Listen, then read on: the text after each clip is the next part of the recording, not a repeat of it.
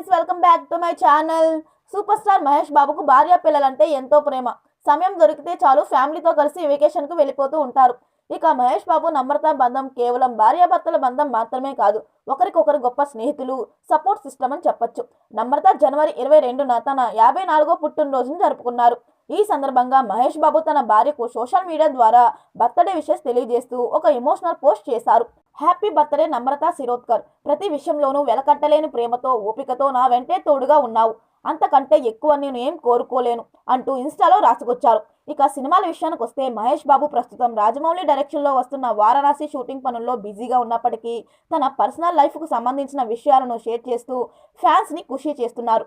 టాలీవుడ్ సెలబ్రిటీలతో పాటు లక్షలాది మంది ఫ్యాన్స్ కూడా నమ్రతకు బర్త్డే విషెస్ తెలియజేస్తూ కామెంట్లు పెడుతున్నారు. మరిన్ని వీడియోల కోసం మన ఛానల్ని సబ్స్క్రైబ్ చేయడం మర్చిపోకండి.